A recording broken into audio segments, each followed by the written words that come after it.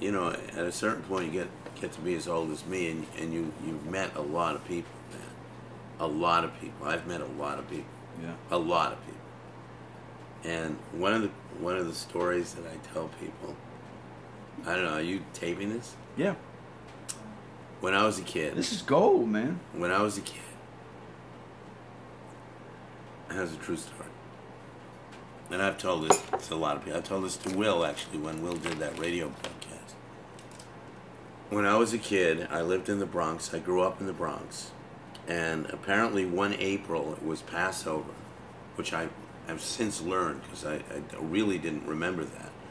But one April, I assumed when I was 13, I was visiting my cousin Elliot and my aunt Sarah and my uncle Bill at their house, which was on the other side of the Bronx Zoo. I lived on one side of the zoo with my parents, and my cousin and his brother and my aunt and uncle lived on the other side of the zoo. And I used to visit them a lot. And I used to walk through the zoo to get to their house. And they were hosting a whole bunch of our relatives from upstate. And it was a beautiful April afternoon, kind of like today. And my uncle, my cousin, me, and maybe there was another cousin. We decided, well, I don't remember if there was anybody else. I didn't even remember my uncle and my cousin were with me until the other day. But we decided to go to the zoo for an hour. And we went to the zoo and ran into Fidel Castro.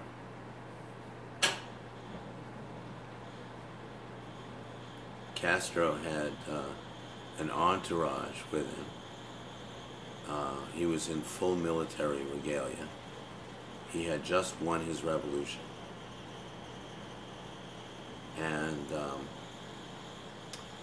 we stopped. He said hello to us. He shook our hands. We shook his hand. I had a little address book in my pocket, and I got his brother Raul's autograph, which I have no idea what happened to that. And yesterday, it's a true story, my cousin sent me photographs of Castro in the zoo from the day we met. I've been telling people this story for 50 years, and I never realized that my cousin actually had pictures. You finally found him again? Yeah, I showed them to her. Oh, that's freaking mind-blowing. Yeah. So apparently, according to him, it was in April of 1959. Wow. Yeah. And at that moment, Castro, my understanding was that Castro was in New York to speak at the UN, and I'm assuming he had hopes of making, of having the United States, President Eisenhower, Vice President Nixon, recognize Cuba, and that the Castro government was like the new legitimate government of Cuba. But that never happened. And all hell broke loose. And we wound up, not recognizing Castro. He went to the Soviets. Khrushchev came. They put missiles in Cuba, and all the rest is history. Yeah. And we still ostracized the Cubans, sadly. I think that's a kind of tragedy for everybody involved. Yeah, especially for the Cubans themselves. Oh, especially for Cubans, of course. Yeah. Yeah. Although from what I hear, I don't know, I think things are improving, I hope. I've always heard... We've had friends who've been to Cuba. I actually showed a painting. There's a painting of mine called Elijah, which was in my first one-man show at David Whitney's. And I sold it, and then I think I bought it back, and then I sold it again to the Coleses, Charles Coles' mother. And then the painting was gifted to the U.S. State Department. And the State Department showed it in Havana. So I was very proud to have had that painting shown. It was shown in Beijing, and it was shown in Havana, Cuba.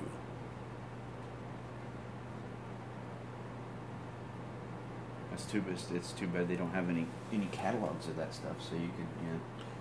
Well, actually, yeah, I've had a few paintings like shown in cool places like that. Like I had a painting called For Corot, which was very similar to Elijah. It was the same size. Elijah's from '69, and Corot, For Corot is from 1971. Also, I think the Coles' owned that painting, and it wound up at the State Department. That painting was in a show in Manila, in the Philippines.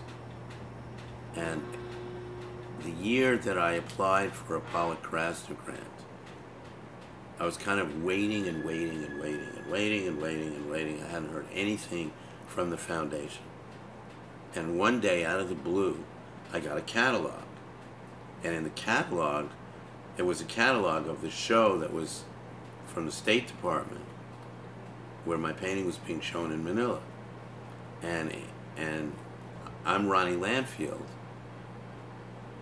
So when you go through it, there was like a Lee Krasner, K, Ronnie Landfield, L, and there was Joan Mitchell, M, and then it was Jackson Pollock, P.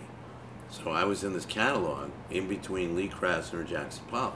So I called up the foundation, and I said, I don't know if you guys made up your mind yet, but I just got this really cool catalog in the mail with me in it between Lee Krasner and Jackson Pollock. And I gave them the catalog, and that seemed to help me along. They gave me the grant. Was they? That was a kind of a nice moment. Yeah.